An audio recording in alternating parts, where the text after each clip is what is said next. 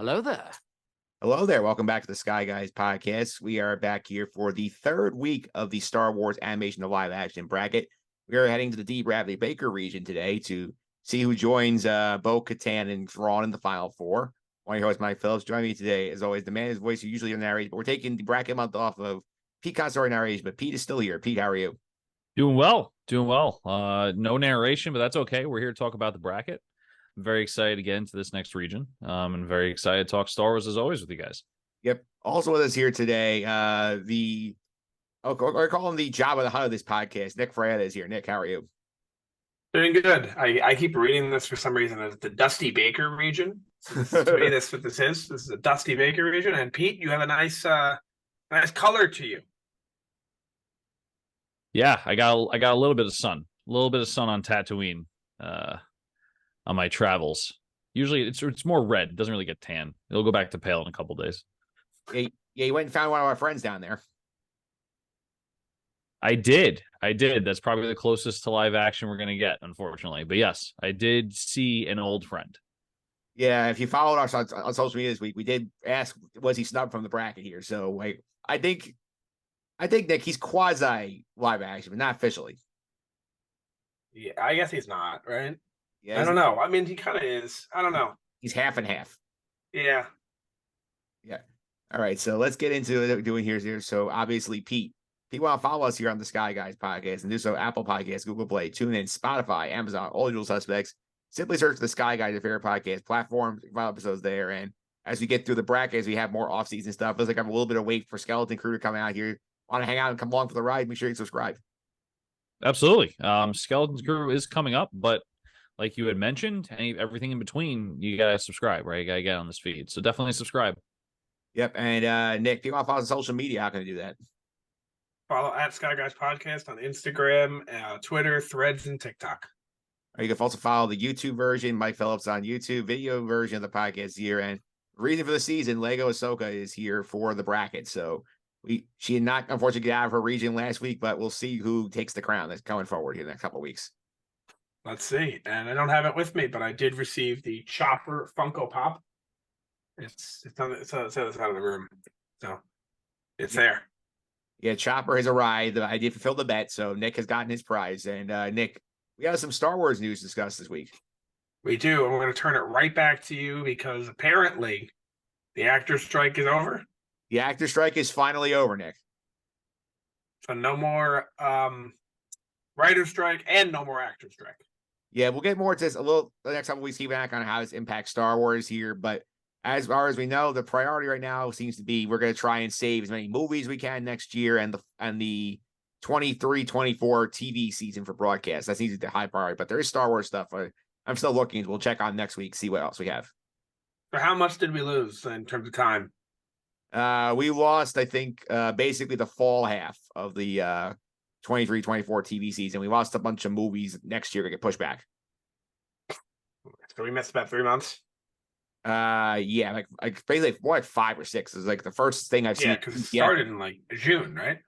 Yeah, it started in June. We lost almost 6 months for the actors. Yeah, so we'll see if we can speed things up and get things going. All right. Anything else in the news department? And the next thing is that the holiday special documentary is being released in theaters at select Alamo Draft House locations across the country. And name of it is it's called A Disturbance in the Force. It's about the holiday special in 1978 that we've covered, and just some names I noticed who were on: Kevin Smith, Seth Green, Weird Al, a couple other big people playing themselves. I guess just talking about the special, I would assume. Yeah. So just so the audience knows here, we're recording this week and the Ashley Eckstein region together because we're not recording on Thanksgiving week. They are announcing on November 17th the plans for like when this is going to be streaming and when it's going to be available in 4 theaters and Alamo Draft Houses. So Pete, once we have an ability to get to this movie, we will watch the documentary. We'll cover on the podcast. We'll re-release our coverage of the Holiday Week of 4, so you know what the hell we're talking about in this thing, and then we'll discuss the documentary. Yeah, absolutely. I'm looking forward to it. Yeah. All right. Is that it for the news department, Nick? That is it. All right, here. So while I pull up the bracket we're doing today, the D. Bradley Baker region, Nick, you want to reset the criteria we're judging the bracket on this year? So I want to make sure I get it right. So We have it based on how they look, based on how the character was portrayed, whether the character developed or not. And then I had added another one in there, but I can't remember what it was. I think you got all three. I thought I added a fourth. I think we've been going on the Max Roberts Phil Fraietta criteria of look, portrayal, and the fourth was the cultural impact. So I see that might be more relevant next week when we get to that wasn't on their original list, but it was something that we had decided would be a good discussion point. Yeah, we a good discussion point. I think not as important as the other three, but I think worth mentioning. Yeah, to me it comes down. A lot of them come down to that because it could be that the other three are the more important ones, and that's how I'm going to measure. But then it's still a tie, and I'm like, all right, well, as a big Star Wars guy, am I getting asked about A or am I getting asked about B? Who really left their mark?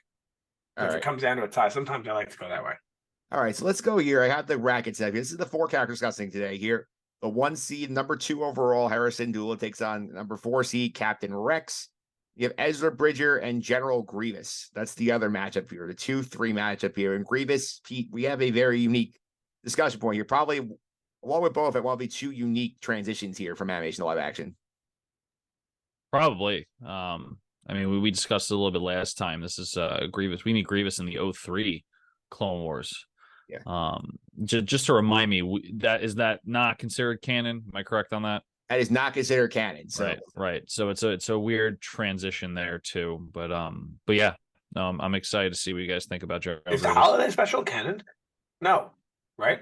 I think I have to double check. Well, I'll double check more next week if the cartoon is considered canon. That's the only thing that's actually on Disney Plus. So I would say no, but that's why I think the two of them are in common in that sense. Him and Mr. Fett.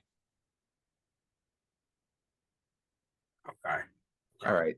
So that's where we're starting out here this week here. So we'll go from the top down here. So we'll do the Hera versus Rex matchup first here. So we'll start with our top seed Hera here. So I pull up the look here because obviously you have that going around here. Pete, what do you think about Hera's look coming into the show? Hera's appearance is a little awkward. I think they do a really, really good job, but I think we discussed this either when we did the bracket, I can't remember, either when we did the bracket announcement show or when we talked about just Ahsoka show as a whole and the kind of final recap. I feel like the extensions of her head, her horn, I don't know what they're called. You guys will tell me because you're better equipped with that knowledge. Those felt a little awkward. They looked fake. They were very rubbery and bouncy. They just looked fake. It didn't really look like it was a part of her head, and I think that, to me at least, kind of makes the appearance a little awkward. But I don't know what you guys think about that. Let me go ahead and pull that up here on my screen. I have the screen share for us. I can put that up here. So this is a look for if you're watching the YouTube version here. The left is the animated version. The right is the live action version portrayed by Mary Elizabeth Winstead. So Nick, what's your take on the look? I think the look's a lot more dull. It looks a lot more exciting in the cartoon. Now, it could just be age, maybe. I don't know. But it looks like, I don't know. It almost looks like someone was just cosplaying her. Do you think does that make sense to you? Is you feel like this is the look that, like, if you went to a convention and said, oh, and you went to somebody like dressed up like this, like, who are you? I'm Hera Syndulla. Okay. Yeah, I know that they changed the outfit a little bit that she wears. I know this picture doesn't really do the best justice for her animated usual outfit, but I mean, it is the right outfit, but usually there's that orange on the bottom. You know what I'm talking about? Yeah. And we kind of went away from that in this show. In this the Ahsoka show, that is. So, and she has this new jacket that we see here.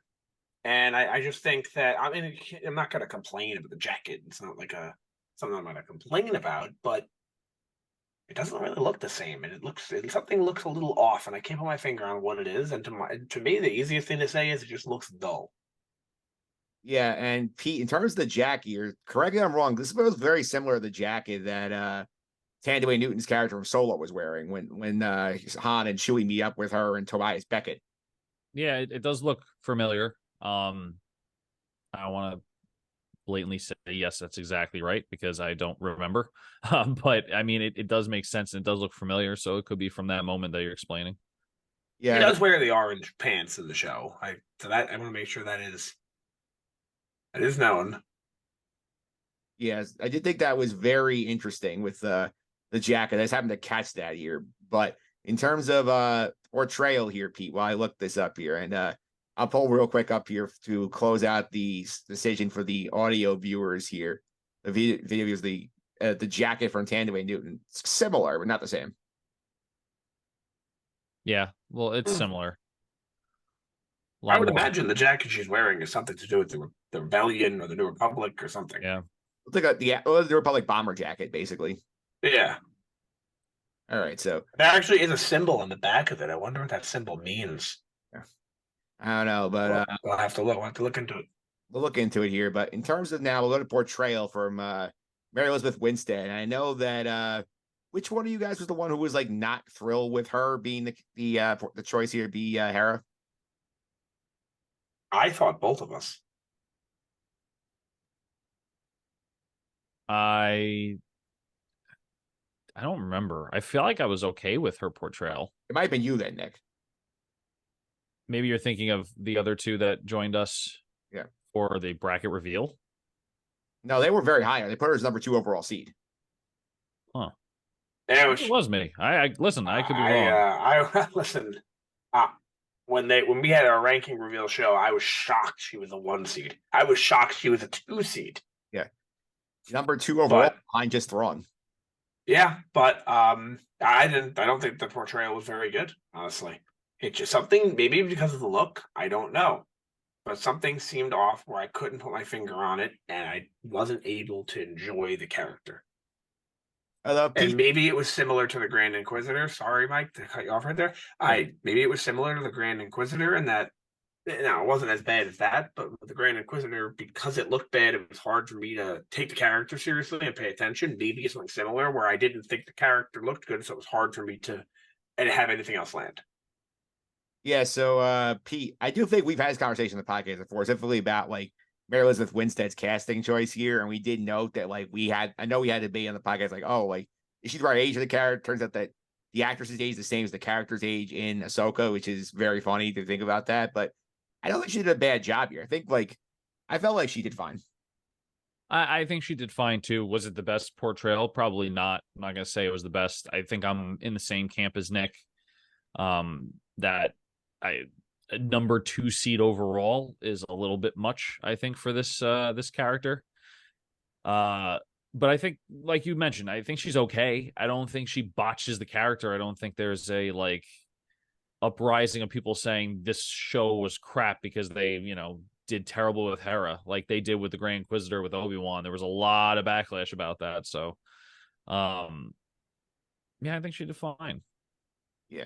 Let's go now. I think the one where I think she's gonna get the most points is the character development arc. And I feel like if you watched her in Rebels and her story arc in Rebels, and you go to where she is in Ahsoka in terms of like being a war hero, being a general, like being Jason's mother, being sort of like the parental figure to like her misfit group of friends, I feel like this tracks. I feel like this very much is what we saw out of Hera in Rebels. Like continue. It's the same character development. Nick, do you agree with that?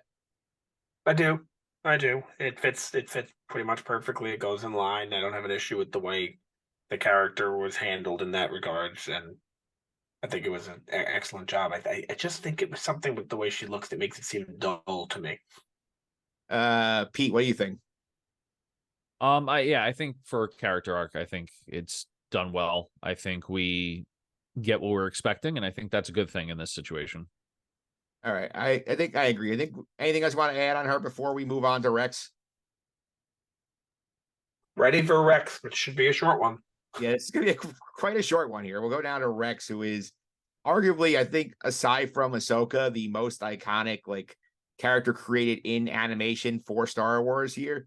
He shows up in live action Ahsoka, and he is a low seed here because there simply is not a lot of simply action here, Pete, with Rex. Yeah, I mean, we get more than we did with Zeb. We get a lot more with Rex, at least in the sense of he's involved. He's not just sitting at a bar talking, right? It's a tough one. It's a tough one because there's not much. It's a 10, 15-second snippet. I'm being generous there too. It was probably even shorter. Looked pretty good though. I think that's probably what's going to help Rex a little bit. Not a lot though. All right. In terms of the look department here, Nick, like obviously, I think they made it easy on themselves also because they didn't DH Tim Morrison to be Rex. I think they just having his helmet on. Yeah, it was. I mean, you can't complain about it. It was literally. It's impossible to say it wasn't perfect. Yeah, they put a clone trooper in front of you, and he was a clone trooper. And you can't argue that. They painted the helmet correctly. That was also very important. Yeah, they couldn't have said anything better. Yep. All right, now we'll go to I think portrayal here, which is again this could be another short one here. This is Tim Morrison again, like being the real live action voice here. D. Bradley Baker voiced him throughout all of his other animated appearances here. So I think Pete, this is kind of hard to judge off of one line from Tim Morrison. I mean, it works. It's the same voice actor. Yeah, it works. It's good. And I like you had said, there's probably not enough to go on this to make more of a comment than that. Well, that's the thing. That's the thing, isn't it? It's a different voice actor. Yeah, so it's right? It's the movie canonically correct one, but in terms of where I guess that comes down to, do you agree with that decision? Do you agree with the decision to keep it the way it was, or excuse me, to not keep it the way it was throughout all of the animation? Or do you agree? Like, I agree. I think this makes sense because every clone we've seen in live action has been Tim Morrison. Yeah. We even saw Tim Morrison play a homeless clone in Kenobi. Right. You don't want to change the voice up for Rex to match the animation because then it's okay. But what about all the other clones who've been in live action? How come they didn't sound like that? Yeah. So I think that was done perfectly as well. And Pete, back to the Tim Morrison question here. Like, does it bother you that we didn't get a shot of him taking his helmet off for 30 seconds here? Just it's established that, hey, he looks like Cody, who we saw earlier. Does that bother you at all? It doesn't bother me. I think it'd be cool. I think they didn't do it because maybe he didn't want to come in to shoot the scene. Maybe they just got the voice, just like they've been doing with Pedro Pascal with Mandalorian, with Din Djarin, excuse me. It doesn't bother me, but it could have added to it a little bit. Nick, maybe budget also, where they want to spend the money to DH him for like a 10-second cameo.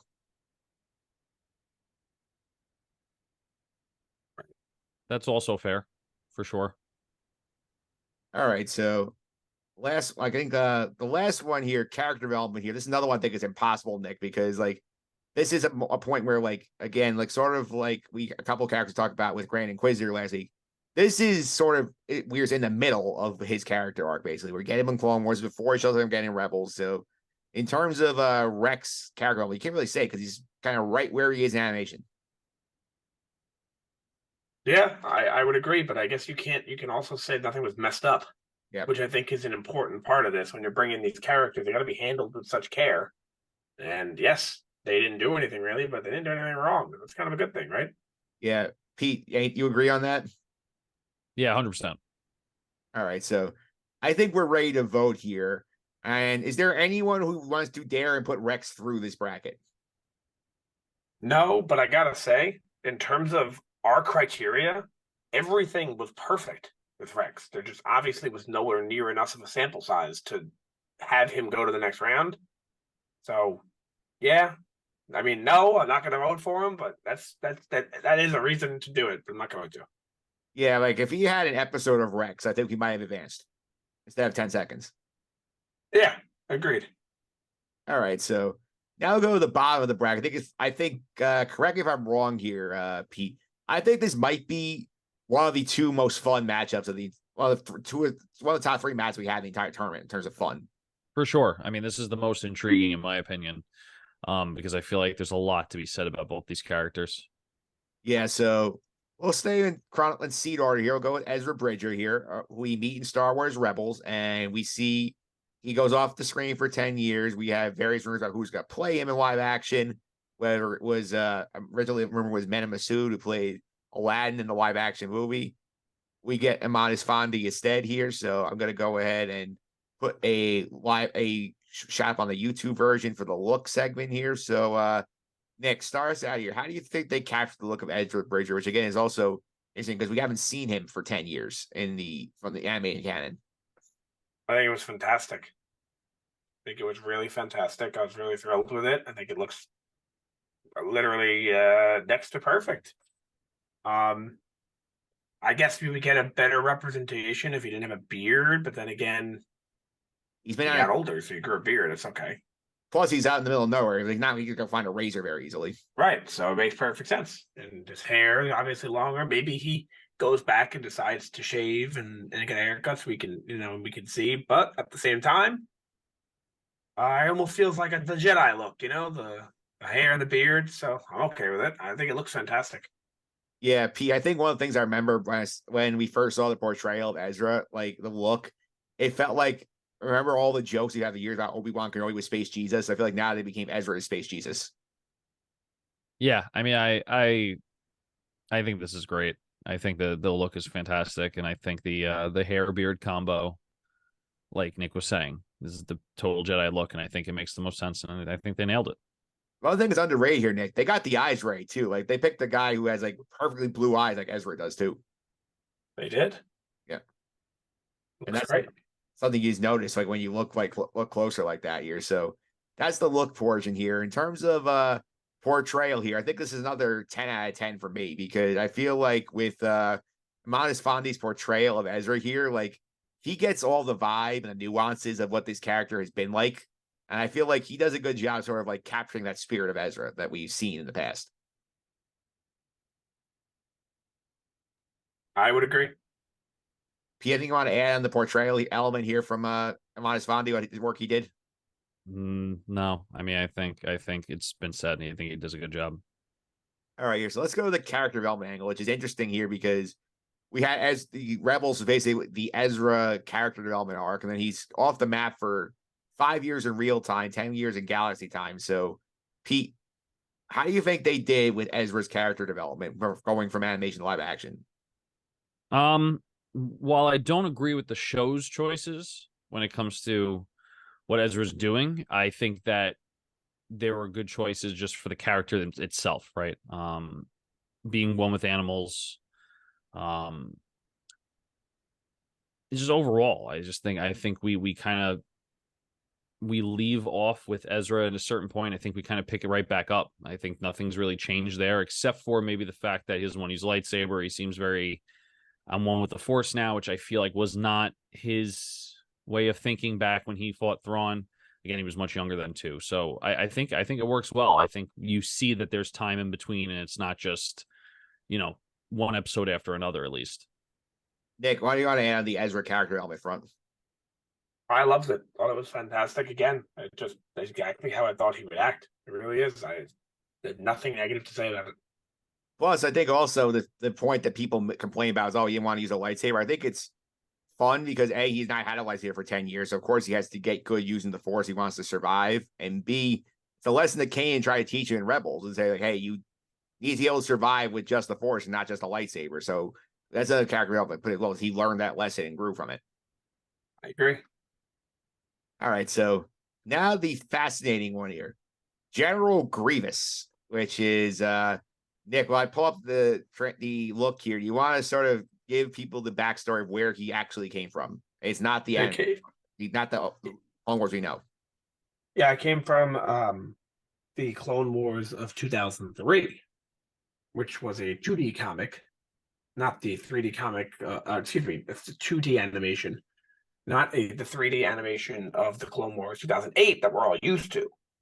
He debuted there first, and then eventually, I guess 2 years later, is when Revenge of the Sith came out. So technically speaking, General Grievous did debut in animation.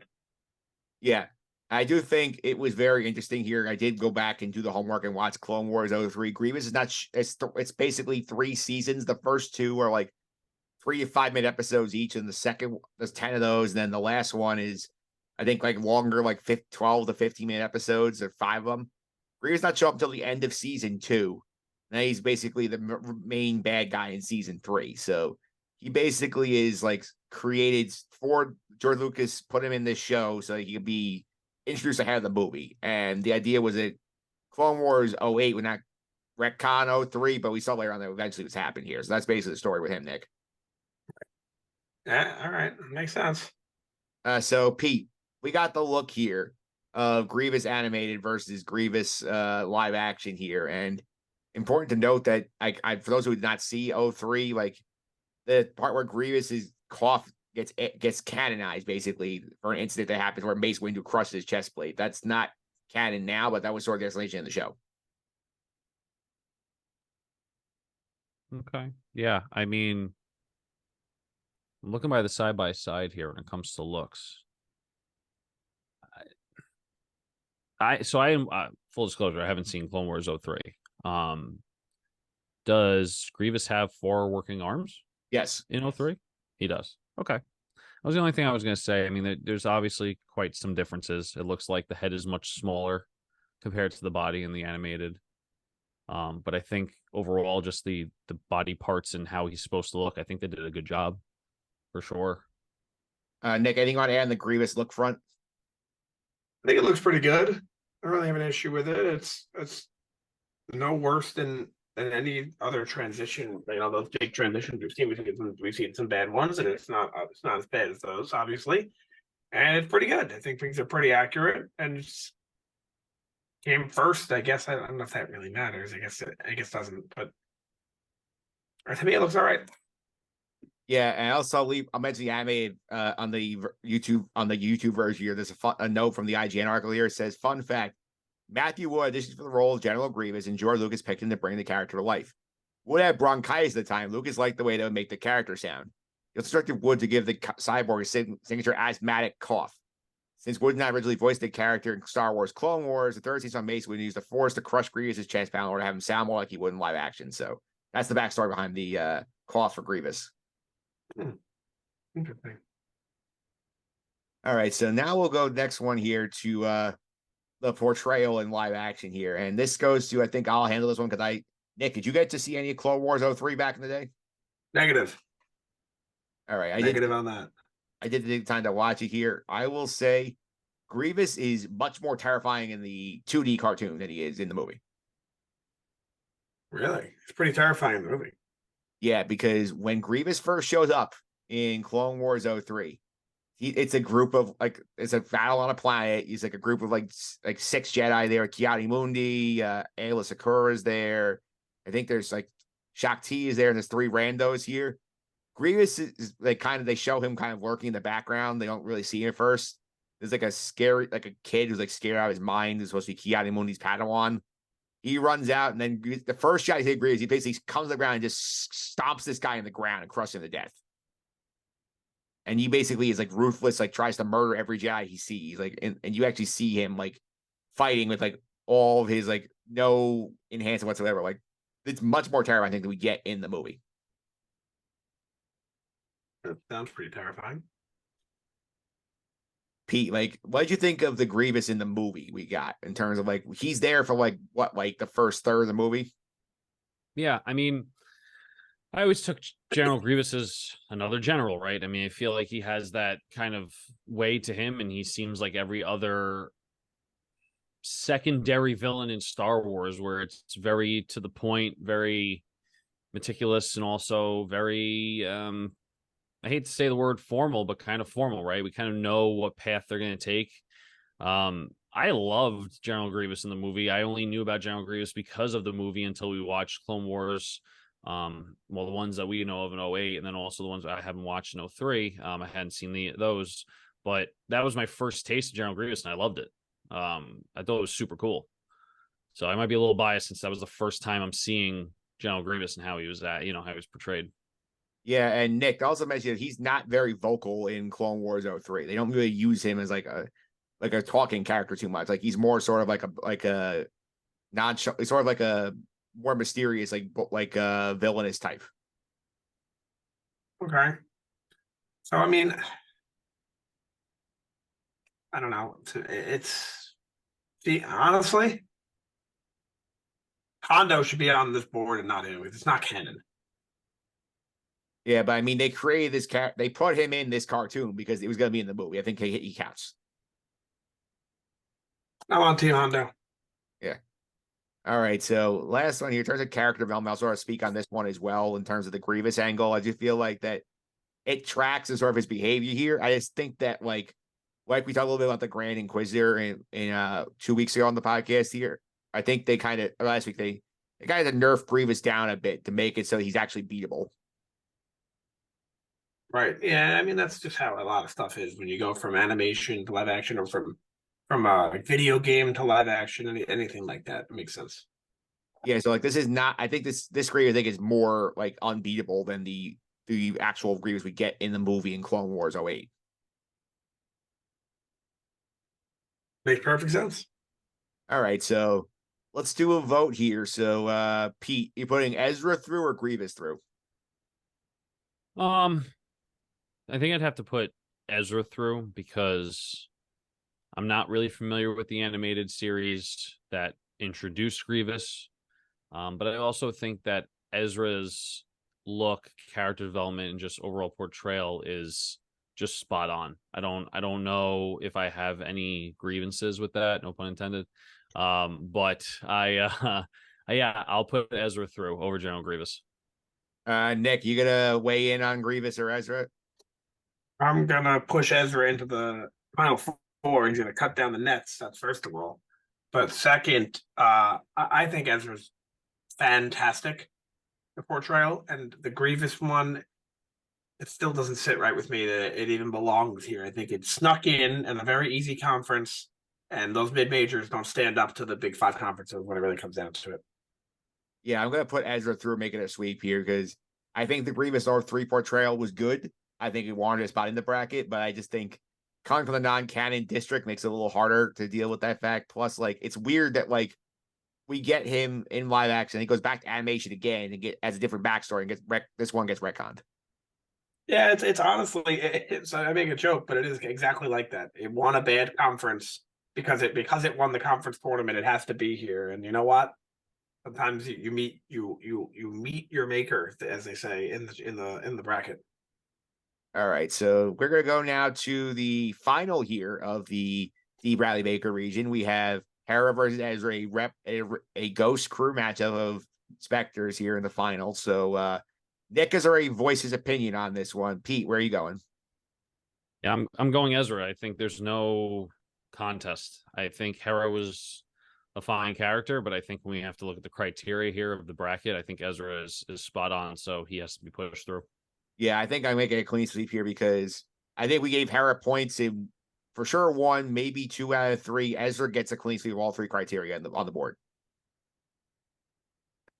Yeah, and I appreciate the way the bracket was done too, because I mean it's nice that we're not going to all have 1 seed in the final 4. Like, you ever make your NCAA bracket in March and you're looking at it and you go, I got all 1 seeds. That can't be right. And then you go back and redo it because it's not going to turn out that way. I'm just happy that we don't have that. Yep. So that is Ezra is through, and now we're going to next week. We're going to the final region before we get to our final 4, the Ashley Eckstein region. We got this one could be very chaotic here. We have Hu Yang, Boba Fett, Sabine Wren, and Chop Repeat. Yeah, this one's going to be wild. Yeah, this one's going to be a bloodbath for sure. You could have absolute mayhem coming out of this group. I can see any of these 4 people leaving this group. Yes. And I know that Max and everyone is bringing their scissors, preparing to cut down the nets. Every single one of them. Yeah, and I remember that Max and we could talk about this next week. I'll put my voice in here. Both Fett very underseated in this field. Yeah. All right, so that's gonna be coming up next here. I think that's coming on. I really appreciate it here. Pete, people want to follow you on social media. How can they do that? At Consy29, CONSY29 on Twitter. All right, Nick. Well, one more time. If you want to follow us on social media, how can they do that? At Sky Guys Podcast on Instagram, Twitter, Threads, and TikTok. All right, you can also follow me on social media, mphillips331. It's MPHILIPS331. This week over on the Just and Suffering podcast, we're going to dissect what's gone wrong with the Giants this year. We're going to do that. It's NFL picks here. And Nick, our good friend Justin Diaz came on the Just and Suffering podcast last week, and he had a very fun, another memorable Justin rant came out. I was on the listening end of that. I heard. All right, so that's just coming up on this front here. We'll be back next week to get our final four spot sealed up here. But until then, may the force be with you.